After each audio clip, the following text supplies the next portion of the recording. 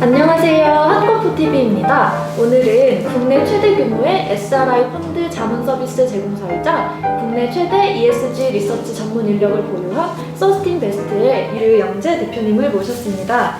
예, 안녕하세요. 저는 서스틴베스트의 대표를 맡고 있는 유영재입니다. 저희 서스틴베스트는 국내 상장 기업의 ESG를 평가해서 기관 투자자들에게 그걸 제공해주는 일을 하고 있고요.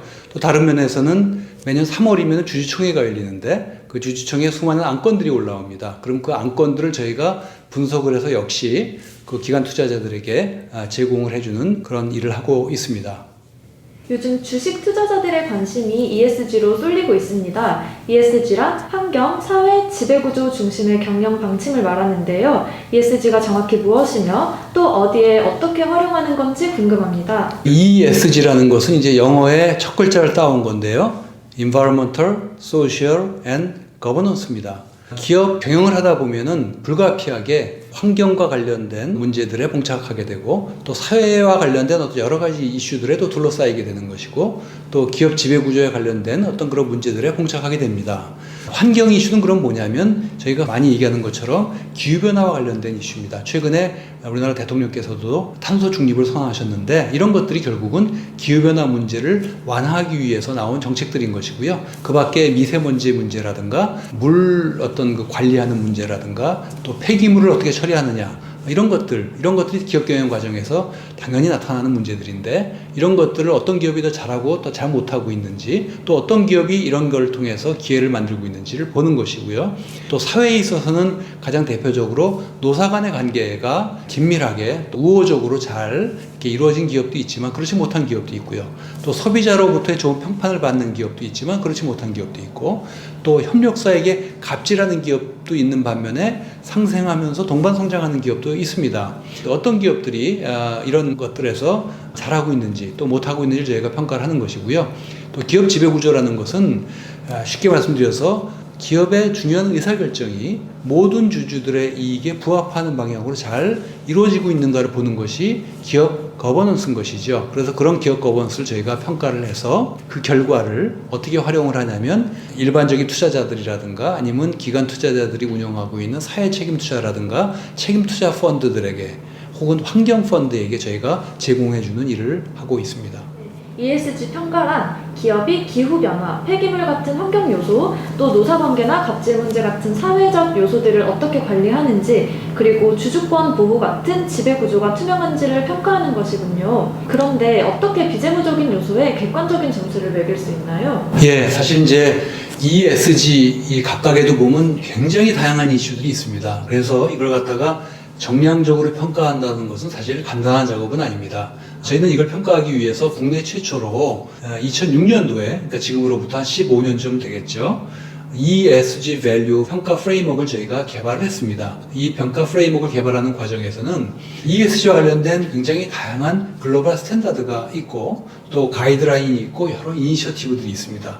그런 쪽에서 발표한 자료들을 저희가 모았고요. 또 국내에 또 관련된 규제라든가 또 정책이라든가 제도 같은 것들을 저희가 모아서 두 개를 저희가 같이 고려해서 국내 실정에 맞는 그렇지만 글로벌 스탠다드도 반영한 평가 프레임워크이 곧 ESG 밸류 평가 프레임워크이고요. 그 안에는 저희가 100여 가지 정도의 지표들이 있고 그 지표들을 저희가 평가하기 위해서는 또 데이터를 모아서 저희가 평가를 해서 스코어링을 하고 그레이딩을 하는 그런 작업을 하고 있는 것이죠. 네, 글로벌 스탠다드의 국내 상황을 고려하고 반영해서 스코어링 및 그레이딩을 하는 방법을 사용하신다고 합니다.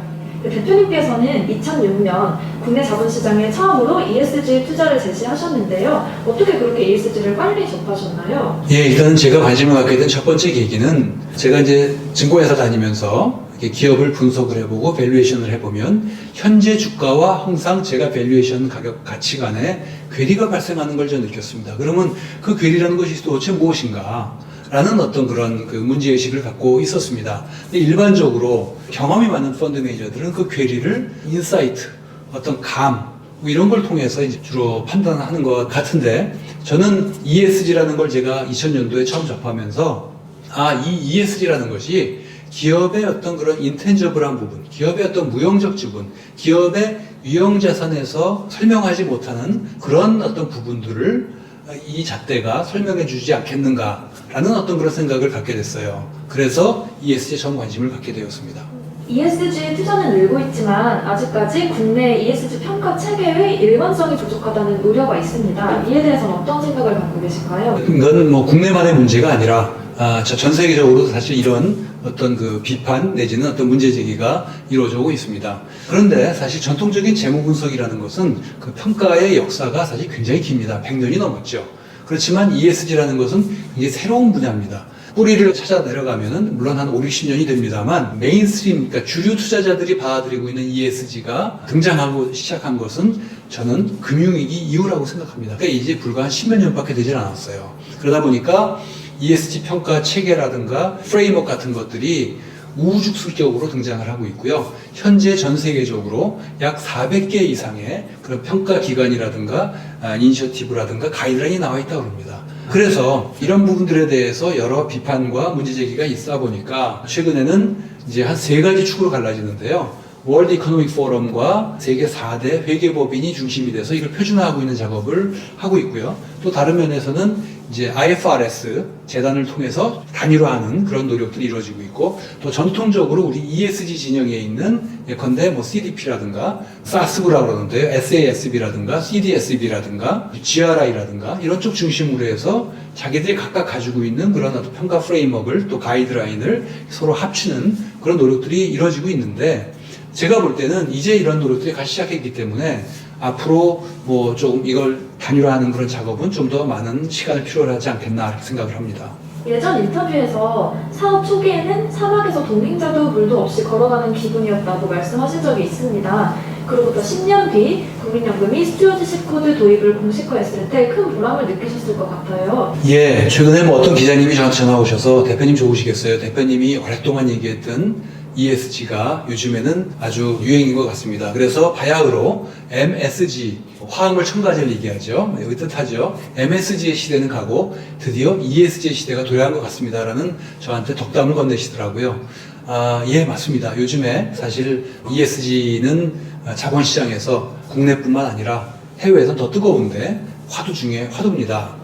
그리고 또 ESG 하면 또 같이 항상 따라다니는 것이 스튜어드십 코드인 거죠. 저는 사실 스튜어드십 코드를 국내에서 2010년도부터 영국에서 스튜어드십 코드가 처음 제정됐을 때부터 제가 줄곧 이 주장을 해왔는데, 국민연금이 2018년 7월로 기억이 됩니다만 국민연금이 또 스튜어드십 코드를 도입을 하고 또 책임 투자를 계속 확대해 나가고 하는 것을 보면서 굉장히 감개무량하고 보람을 느낍니다.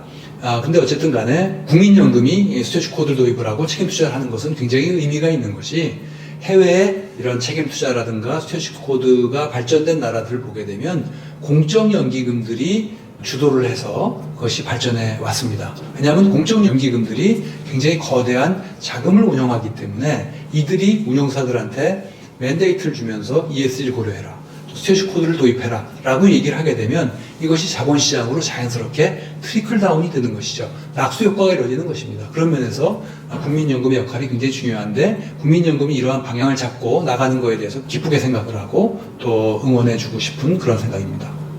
최근 뱅크 오브 아메리카에서 발간한 리포트에 따르면 신용등급은 동일한데도 ESG 점수가 높은 기업일수록 훨씬 더 낮은 금리로 자본 조달이 가능하다는 결과가 나왔습니다. 해외 금융기관으로부터 자금 조달하는 방식이 대세가 되면서 이제부터는 기업의 ESG 점수가 낮으면 투자받을 가능성이 줄어들 수도 있다는 얘기가 있습니다. 이게 맞는 말인가요? 예, 그렇습니다. 이제 어제로 제가 파이낸셜 타임스를 보니까 올 한 해 동안의 자본시장의 특징적인 현상 중에서 ESG 붐이 일어났다라는 얘기가 쓰고 있더라고요.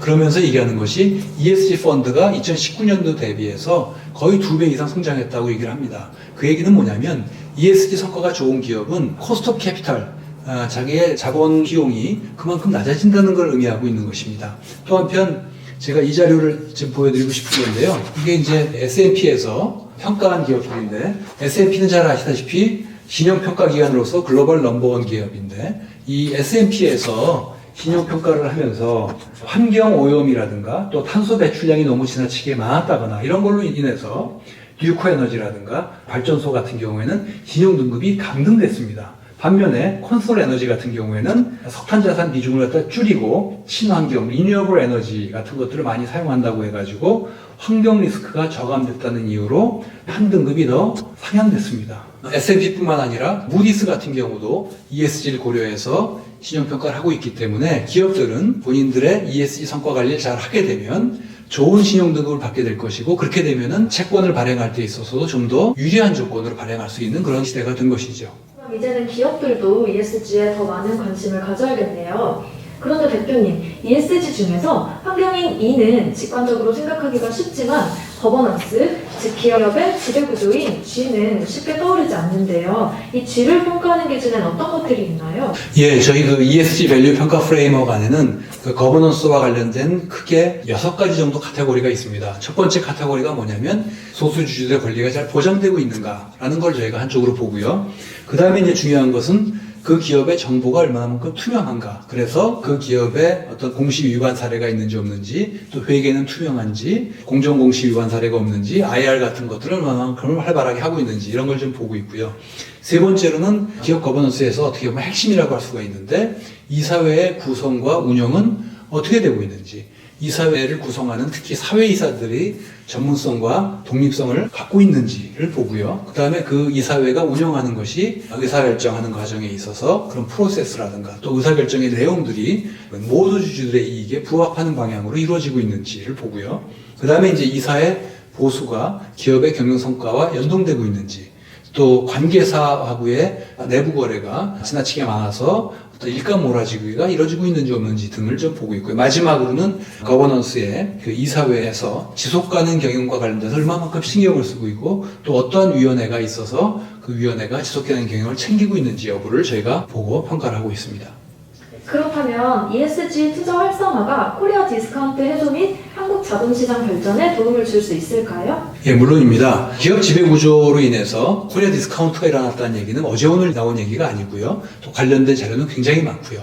또 ESG 측면에서도 최근 자료를 보게 되면 유럽이나 북미라든가 일본이라든가 호주, 오세아니아 이런 쪽에서 롱텀 인베스트먼트, 즉 연기금이라든가 국부펀드라든가 또 각종 재단, 인다우먼트 펀드에서 운영하고 있는 펀드의 10불 중에 6불에서 7불은 ESG를 고려하고 있다고 합니다. 즉 이들은 투자함에 있어서 기업의 ESG 수준을 고려해서 투자한다는 것이죠. 근데 잘 아시다시피 이들 펀드들은 장기 펀드입니다. 그렇기 때문에 우리나라 기업의 ESG 수준이 올라가게 되면 단기 투자하는 헤지 펀드가 왔다 갔다 하는 것이 아니라 롱텀 인베스트라는 이런 어떤 그 연기금 펀드들이 국내에 유입될 가능성이 높고요. 또 이런 펀드들은 또 장기 펀드이기 때문에 안정적인 한국 자본시장 발전에 도움이 된다고 저는 생각을 합니다.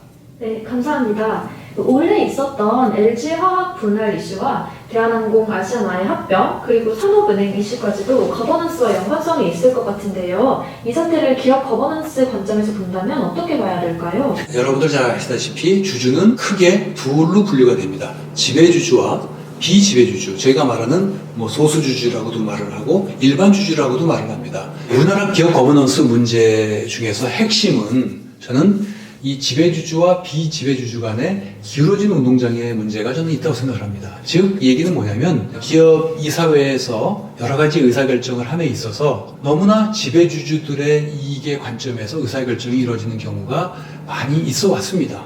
가장 대표적인 것이 2015년도부터 우리나라 자본시장에서 계속 문제가 되고 있는 삼성물산 제휴모직 합병 사건인 것이죠. 그러한 일들이 지금도 계속 벌어지고 있는데, 최근에 이제 LG화학 분할 같은 경우에도 어찌 보면 기업의 핵심이라고 할 수 있는, 또 미래의 어떤 성장성을 갖고 있는 배터리 사업을 떼냄으로써 그 배터리 사업의 성장성과 긍정적인 부분을 보고 투자한 일반 주주들, 비지배주주들의 이익을 훼손할 가능성이 저는 개연성이 생겼다고 저는 생각을 하고요. 또 산업은행이 한진칼의 제3자 유상 증자 형태로 들어온 것들도 결국은 46%의 지분을 갖고 있는 제3자연합의 어떤 이익을 훼손한 부분들이고요.